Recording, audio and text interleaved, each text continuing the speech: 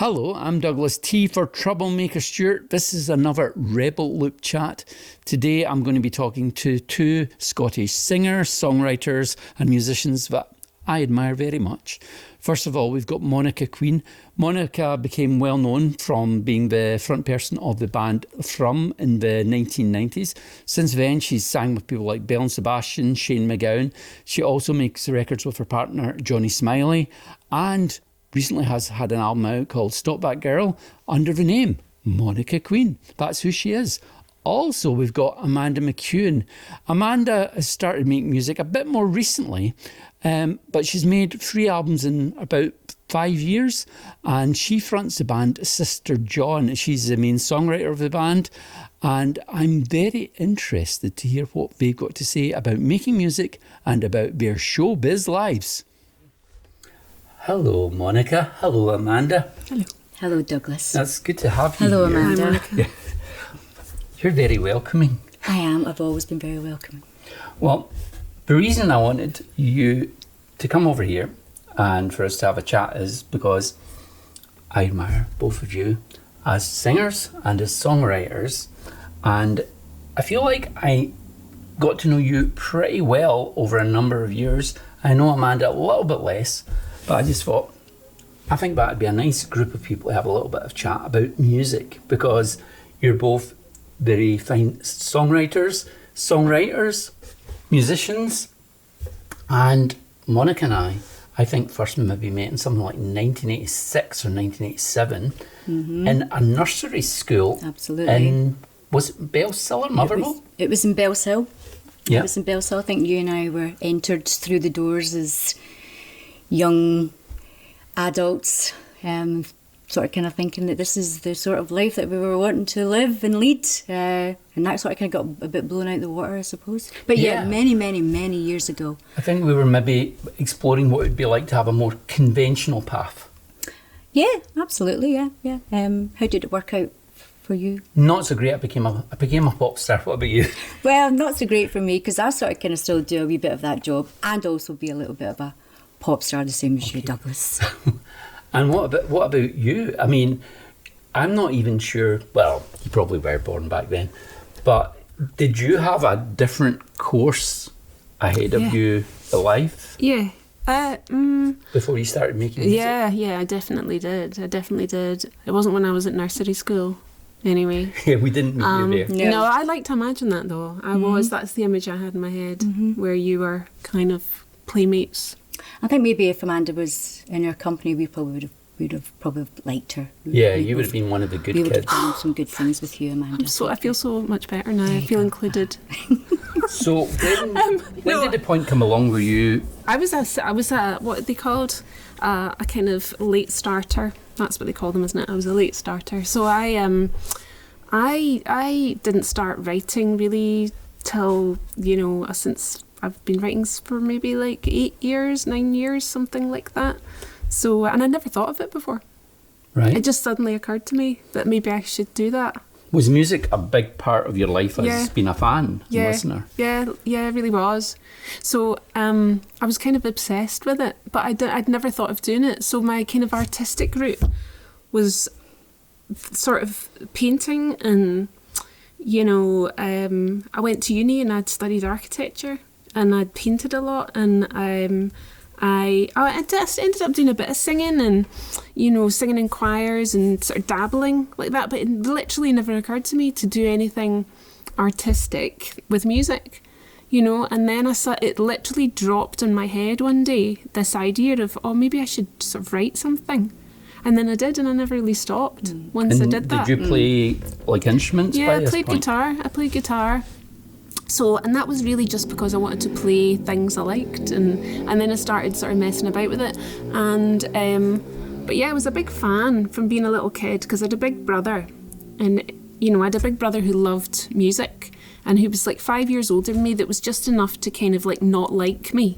Well, I suppose every big brother's a bit like that, but like just be quite distant, a different kind of era of person.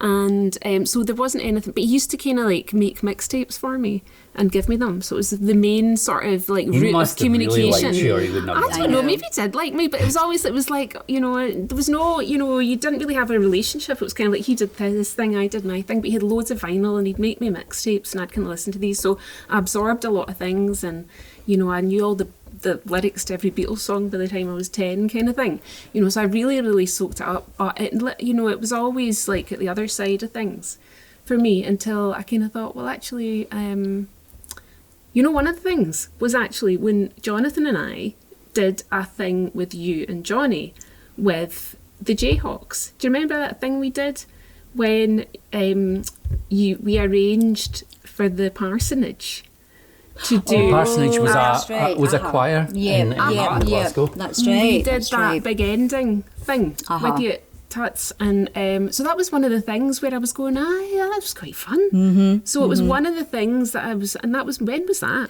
That was about 10 years ago, wasn't it? Something like that. I think the event you're talking about is when Thrum was doing a show at King Tut's. Yeah. And yeah, you're right. We wanted the parsonage to be part of a Jayhawk song that we had a little big song at the end of the show, and you know, and I think that's probably the first time I got to meet you. Maybe not really noticing you in the choir, because there was quite a lot in the choir, about 30 people or so, and they did a fantastic job. And it was a song by the Jayhawks called "Waiting for the Sun," and you all come on stage and you kind of composed a little ending to that particular song and we made it our own. And so you're right. I'd kind of forgotten about that, but that was maybe one of the things. How long ago was that? 12 years ago, 12, maybe so, 10 years ago, and that was one of the things where I started thinking, that was quite fun putting that together, and these little germs, the penny drops. Little seeds. We mentioned, or Amanda mentioned, From then, or you mentioned them, and that was, I mean, you were making music before that. I'm sure I saw you on a gig in Belle on stage that we were also playing before it was From, but that was kind of early 90s, and I would say you had a lot of interest and quite a lot of success, and then that kind of ended. And am I right, when that ended you sort of took a bit of a back seat for a little while?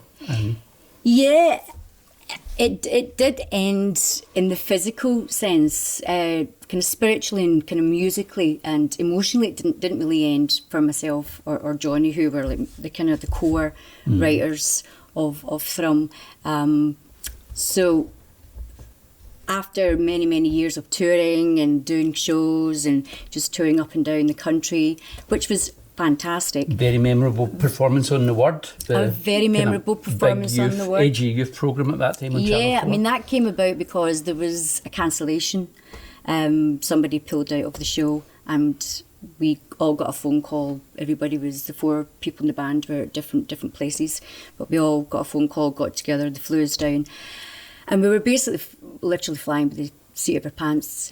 Just got into the studio, met all the presenters of the show, and they literally says, you'll only have one shot at this, and so it'll go whichever way it'll go. So we just got there, got on, sang the song 3.5 minutes, and the rest is history, as they say. But that was a very memorable, and it kind of did sort of kind of opened a few doors for us after that, because it just tends to be the way that it happens, you know. You can be slogging for years, getting absolutely nowhere, and then some big sort of kind of thing like that comes along and it seems relatively easy, a little bit easier after that. So that, we toured for a number of years off the back of that, after recording our album Rifforama, which we recorded out in San Francisco, which was on Fire Records. It kind of it took us to far-flung places, and we had a great time doing it. But then I think after a while, if it just gets a little bit harder, you know, you get a little bit tired of just doing the same kind of tour circuit. You get a little bit tired of maybe even just sort of kind of the personnel, if you like, and being the only girl in that sort of kind of very male-dominated band, and also a very male-dominated environment, which it was quite a lot back then. I kind of grew a little bit tired of it. I just thought, do you know what? I'm going to sort of step aside. Well, it's funny because one of the things I did think about is that almost feels like very often that was the sort of prescribed lineup for a lot of bands, where would be one woman, 3 guys, one woman, 4 guys. Your band, and I don't know, this shouldn't seem like a radical idea, and I'm not even saying it is, but it's still quite an unusual lineup where there's 3 women and 1 guy. Yeah. And I sometimes wonder how, even when you meet people or you're interacting with people, what their perception of that is. Because I don't like to think bad of people, but I sometimes wonder, and do some people have kind of assumptions what that band is, therefore, if it's 3 women and 1 guy? What, I don't know if you know what I'm... Do you mean like you think Jonathan does everything? He's like the mind. I think that it's some always people, the perception, isn't I think some it? people would think that. I don't know. Maybe Nobody that's more said when that. we started. Nobody said that ever really explicitly to me. Or, I mean, I know like I've never Jonathan heard quite well. that. He is, I mean, like, and if has you his know him, you opinion, know we that him, can't but be the case, in the right? setup that we're talking about. No, and it's. I mean, I don't know. It's difficult to tell, isn't it? I mean, I can imagine that's a thing. That is a thing that people do experience, but it's never been something that actually I've noticed. So I really don't know. I mean, I don't know. Sometimes I suppose you get people speaking to him. Yeah, like, I can like imagine. when you're kind of in discussion, looking at him, Or crew whilst people. things are If you arrive at a venue, would they go, so So, mate? Yeah. And to be honest, we just go, Jonathan, on you go. Fine, if the shoe fits. I mean, he just happens to be somebody who knows about that stuff. But to be honest, like if you're talking about Heather and her violin, you speak to Heather, and that And the songs are from you. and the songs are for me, yeah. So that is, it's not something. I mean, I suppose that it's maybe more of a fear that people would do that, but than people actually doing that. So no, I haven't really. I haven't really experienced that. I do wonder to see about how much perceptions have changed, and I sometimes wonder, is it because at the time when I was doing most stuff, or much more stuff as a musician and doing a lot more gigging and stuff, and but felt like that was very much, there was that culture where like sound guys would generally just talk to the guys in bands. Not all of them, because you'd have really lovely people who weren't like that at all. It was very, very rare you would see a female sound engineer. Yeah. Yeah. I mean, there's still, you don't see that. It's very rare. There's a It's few still now. very rare. There's a few. There's more, but it's certainly a few now. I mean, I didn't More have unusual. an issue sort of kind of handing things over to Johnny, Johnny Smillie. I was quite happy to just sort of kind of, I don't know, when it came time for me to do performances or do live shows, I tend to sort of kind of, I quite like to sort of kind of, Come on in your just cake. stay, Come on in your cake. stay like in the that. background. I kind of give the little instructions and, I know what you to mean. Johnny and send Yeah. him on his merry way to sort of kind of deliver them. And, and he does it very, very well. But I tend to sort of kind of be quite happy to sort of kind of handle that sound engineering thing, and wouldn't really take offence if they just went straight to the guys in the band. I kind of just saw that's just the way that it is. And I think the world is much more used to women creators now. If you think about the kind of landscape of music there is at the moment, there are a lot of notable, often solo, I suppose, female writers and performers who they are the whole gig, and I think people are, it's just so much more common probably, and but maybe the techie side, in a sense, we're just like that. I We think don't we're want still to do it sort of anyway. lagging a wee bit I think behind. there used to be also a bit of a perception that music made by a lot of female artists was for a female audience. And, I remember like people actually commenting on my own kind of, a lot of my own music taste. They would kind of go, you like all those kind of, it didn't mean girl groups as in groups made up of girls, but like girl music. Yeah, You as a like- genre, yeah. like women's music, music made by women as a genre, kind And of even a thing. kind of a male-made music I liked wasn't particularly rock or macho, so it was kind of just like kind of girly music. And I was always quite pleased with that. I mean, Well, I mean, sort of kind of, maybe in the sort of kind of Thrum days, I think for female fronted bands, you were certainly getting a lot of blokes turning up to the shows, and you were getting a lot of girls also in the audience. So for me, I felt at that period in time, the 90s, where rock and roll and loud guitars and the whole, stage diving thing was very much a thing that the kids really, really wanted to be a part of. So there was a kind of 50-50 almost, I felt, in attendance at a lot of kind of live shows.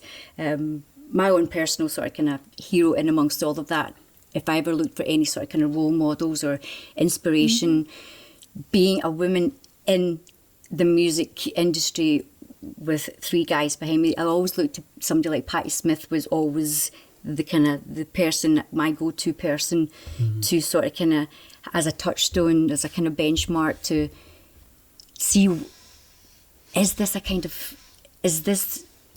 an all right thing to do?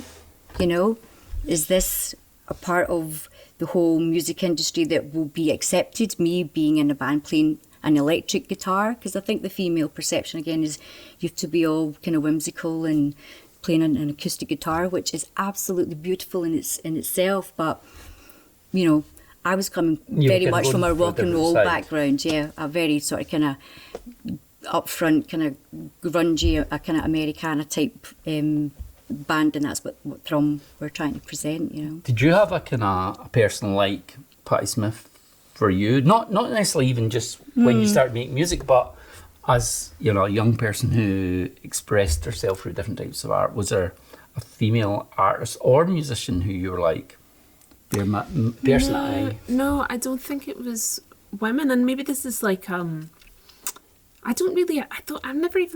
never really thought of it as men and women or male and female. No, I think that's good. And in a sense, and with music or with art or with anything, it's just been whatever was the just thing whatever's that good. was right. Yeah. Whether it's Leonard Cohen or Patti Smith or whatever it may be. Back then. Because it's all those, I was listening to things from every era from before I was around, because I had, my mum and dad were into music, my brother was into music, so there was a whole range of stuff, and you're just like picking through this chocolate box, and it could be anything, I don't think I've ever thought of it in that way, and I continue not really to. So I suppose it always surprises me in a way where it being a kind of thing, category. being a category. Yeah, it's my partner, like Chloe, was in a band which were all female, and any single time anybody ever wrote about them, they always mentioned it. Wow. And you're just going, well, they would never go, the Beatles are actually four men. Four girls. I know. It's kind of crazy, Funny but that. it's actually four guys. I know. And it does, it's strange, I think, to me. I go, wait a minute, it's 2023 and we're still in the place that if that's the thing, it needs to be mentioned. Well, it doesn't need to be mentioned, but there's a perception it does. Well, I think it's just they just have to state the obvious. They need some sort of kind of opening gambit, and it just seems lazy and stereotypical to always just to kind of go for that opening line, and then hopefully, something a bit more substance and importance and interest comes behind that. And it's the same back then. I think it is, as you just rightly said, Douglas. It's the same now, and I just think, unfortunately, will we ever reach a time where that becomes colourless? It becomes just an invisible thing. You comment on, you're saying Chloe's band was an all-girl band, And it was like it was an issue. and it was an issue, and it shouldn't be, but unfortunately, I don't know why it is that way, but it just unfortunately is. Another thing I'm kind of interested in is, well, you were saying about you were expressing yourself through different types of art, Amanda, but you were still had a thing that drove you to express yourself in different ways, and then you started making music. And you started making music, I guess, relatively early on. But a lot of people, I think, who are drawn to have these ways of expressing themselves seem to be, forgive the phrase, weirdos, and I include myself in that, or outsiders. People in some way didn't quite fit in, or maybe even didn't want to particularly fit in. Is that something that you would recognise in yourselves? Oh, I think very much so. I mean, you spoke earlier on, maybe before we came on camera, that, you know, you and I are sort of, you know, Lanarkshire through and through. And I'm from Motherwell, you're from Bell's Hill. Home of the hits.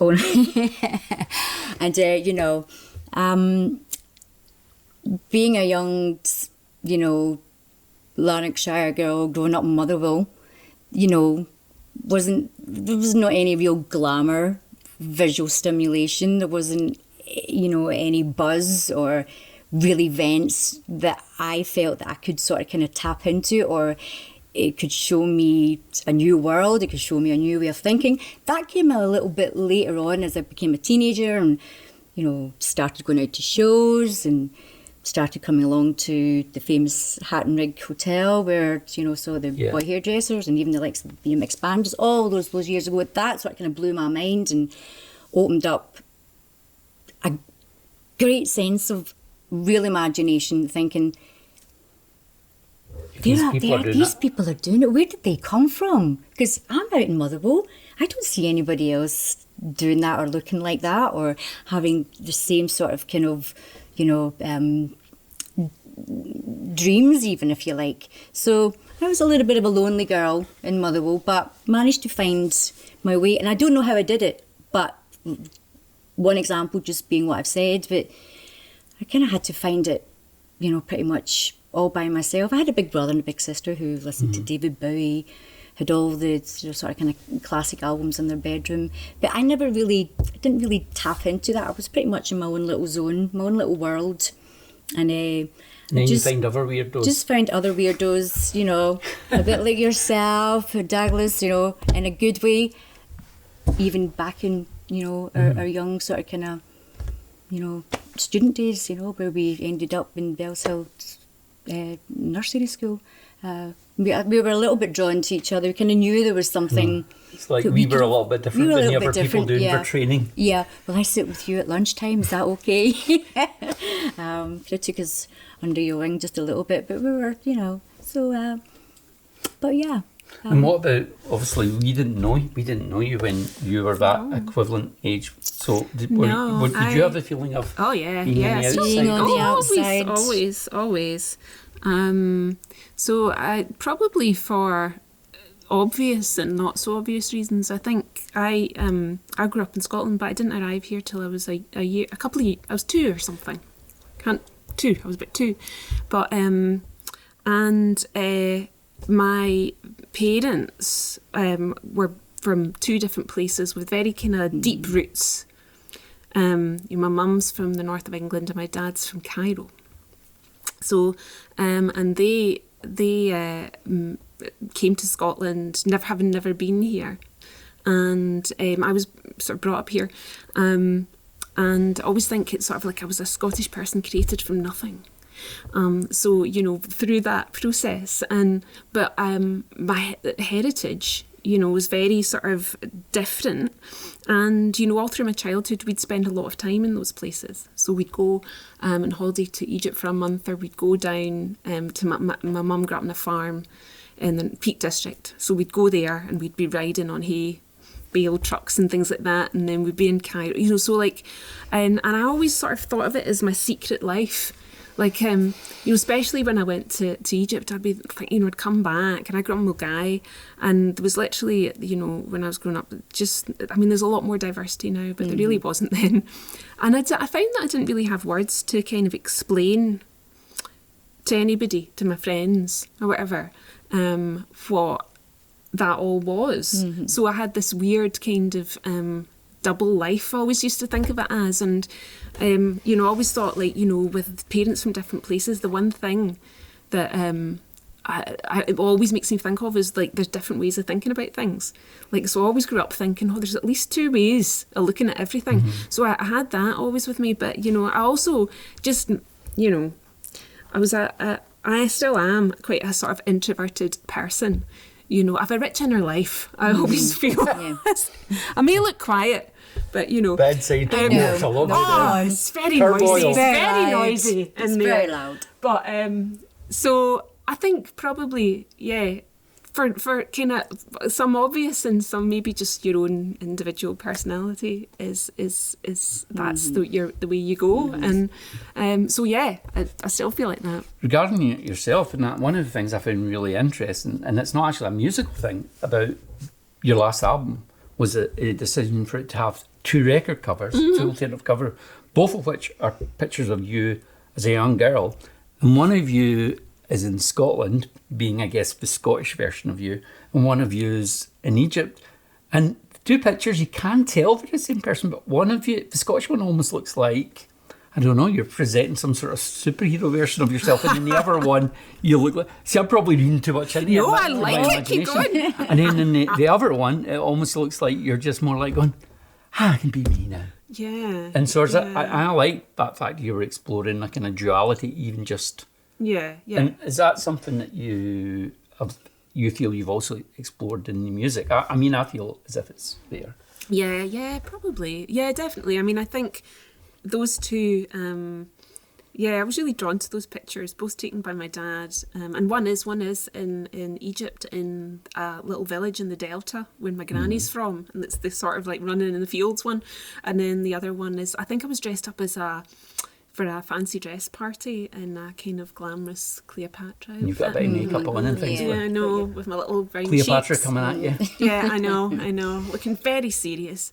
But I think so. And in our music, I do think that there's definitely, more minimalist, more intimate, lower key tracks, and there's definitely a little bit more kind of funkier, cheekier stuff.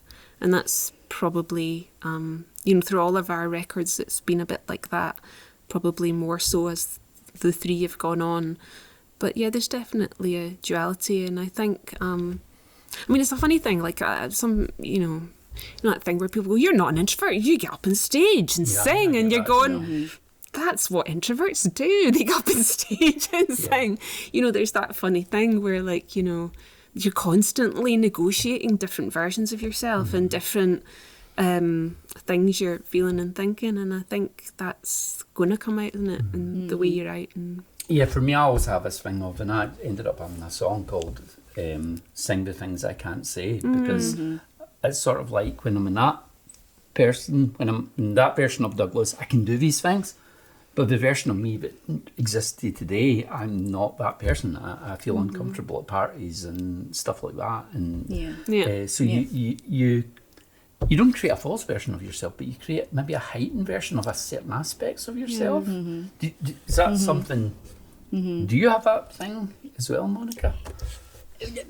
Believe it or not. Are you the great Monica queen that we all love? Listen, people say that, but when it comes to, and maybe a lot of people don't know it, but I do actually dread when, and it's party time, and you think that I know they're just going to ask me to sing. And I know people say, but you can do it, so why would you not want to? But you're like, but you don't. It's just something that I would rather just sit quietly and have other people do. I don't want to put myself too much out there, believe it or not, I would rather somebody else sang the songs at the party and took the guitar and became the life and soul of it. But being on stage is a different... I don't really consider myself a musician. I play guitar to accompany me singing. I play guitar with Johnny, and I play guitar in my band, and I play guitar on record when I really, really have to practice. So I don't really see myself as a musician. I do actually see myself as a kind of performer and as a singer of songs. And that's what I do love to do more than anything. But there is that little bit of me that there's times where I just don't really want to go there.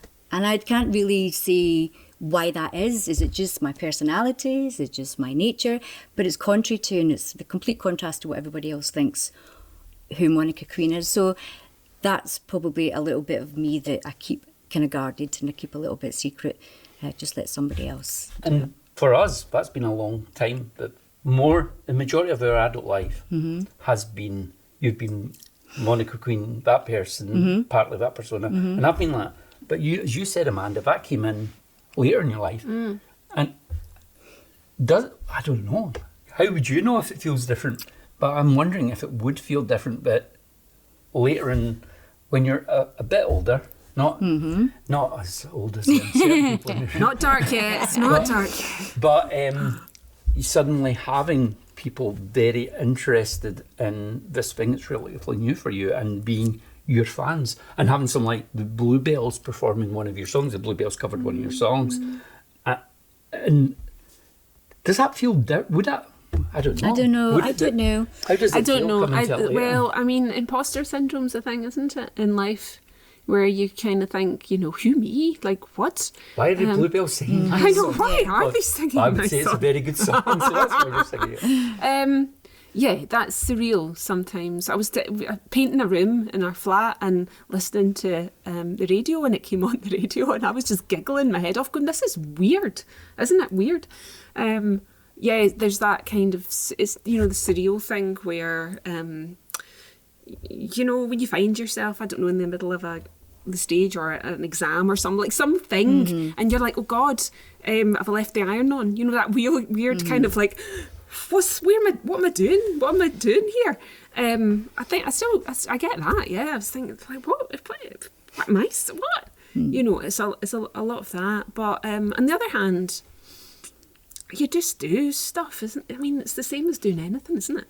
Like writing a song in a way is the same as painting a room or going to the shops to buy your granny or grocery. You know what I mean? Like there's, in a sense, it's not, you know, you can think about these in a way that makes them too different from other things in Or life. seem overly important. Do you know what I mean? Yeah. So to me, in a day, you know, you might write some words to a song, you might, you know, you'll cook a meal, you feed the cat, you go for a walk, you watch telly, and then these all have the different spin-offs in life. And then, you know, I suppose something's on the radio and you think, oh, that's funny, that's weird, how did that happen? But then, you know, is it any different from anything else, in a way?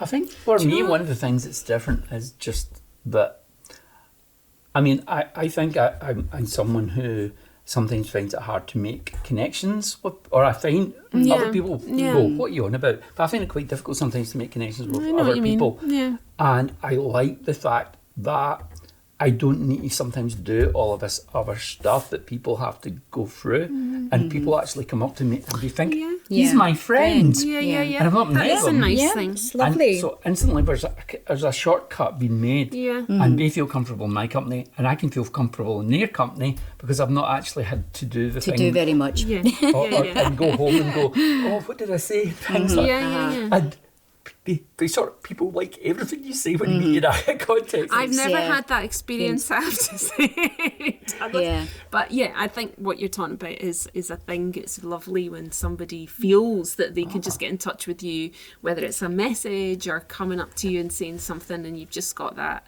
that thing you That sang barrier's gone. really connects Touched with me. me. That is Well, that's special. it. It's all about communication, isn't it? It's about communication and it's about connection. And we're in a really, really privileged position, you know, But people when we want to come listen. out of our normal lives, doing our cooking, our cleaning, our working life, our cycling, jumping on buses, jumping on trains, being with family, looking after family, attending to all the things you need to do.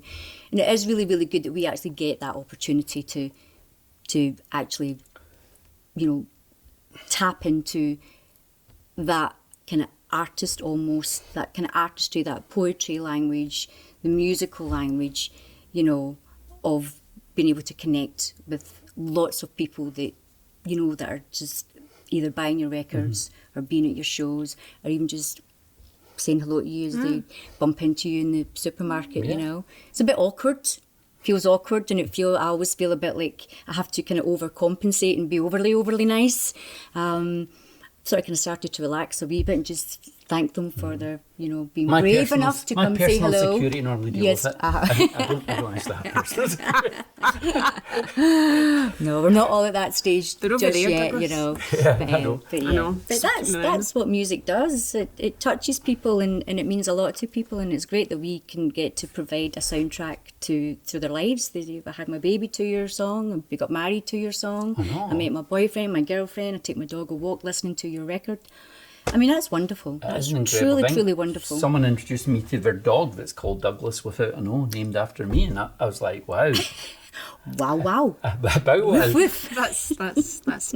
So, Monica, but for you, I maybe touched on this a little bit, after from first time round, did it feel like some of that had been almost taken out of your life? And then I think there's a public perception that then a door sort of opened again when you guested on a Belle and Sebastian record. You may disagree with that perception, but I think for a lot of people, they go, wow. Monica, we loved her, and now she's on this Belle and Sebastian record. Yeah. Was that a new opening of a new era for you?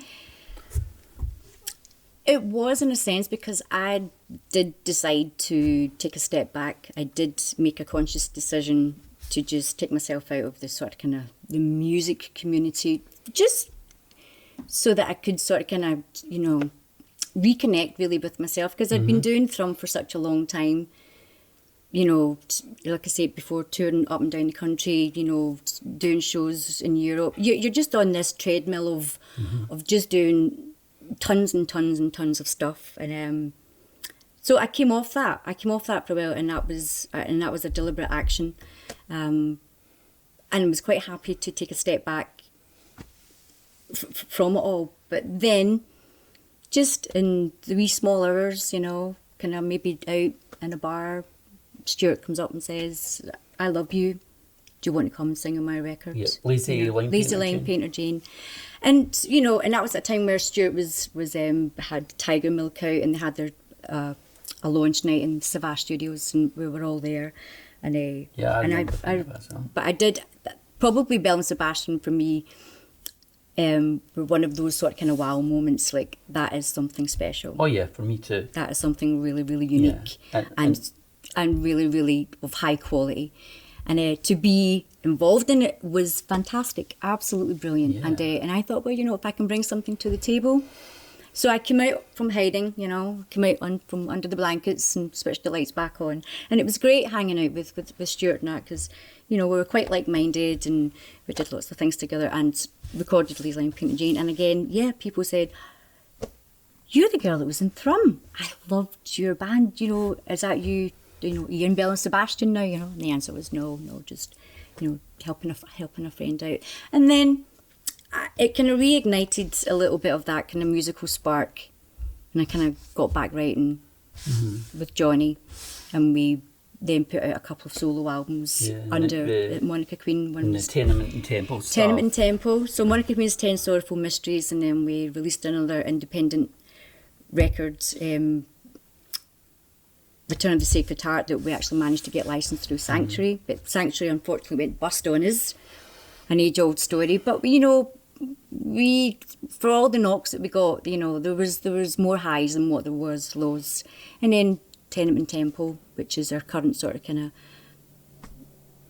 format just now, which we're really, really proud of. And again, we take complete and utter control of that. And the solo album, Stop That Girl. I mean, I think the Tenement... Stop That Girl. I have to say, I think the Tenement and Temple stuff and your most recent album, because obviously I've been aware of you for a long time and heard, I think, pretty much everything you've ever released, are probably almost my favourite. Well, they are my favourite things you've ever done. I just Thank you so much. Such great records. Yeah, they were a labour of love, and a lot of time and effort was put into making those records sound in a particular way that Johnny and I wanted them to sound. And Johnny and I work really, really close together, and we're very like-minded.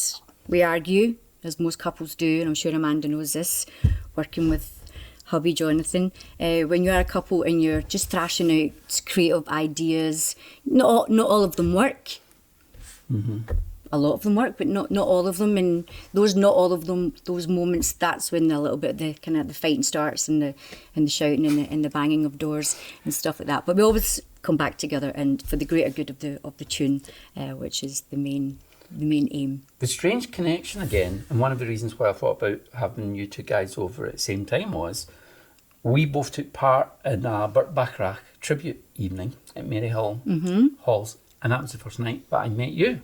Yeah, And I asked you if you were going to be singing because, and I don't know, I think I've got a sort of radar, but I sort of almost go, well, that person's obviously like a creative, that person's a singer. It's just almost... It's a weirdo over there. So so you weren't singing that night. No. You sang Please Stay, beautiful song, Crying Shames. Yeah, Crying Burt Shames, Bacharach, one and of my all-time I think favourites. maybe Bob Hilliard wrote the lyrics for that one, Never and Hal David. You sang that, and it was absolutely beautiful. I sang a song called After the Fox, and I was like, so, are you singing tonight? What are you going to be singing? And you were like, oh no, I'm not actually singing tonight. But then, I think the next one of the tribute things that came along, you were up on stage. You were now part of Yeah, which the one thing. was that? Possibly the Bowie one.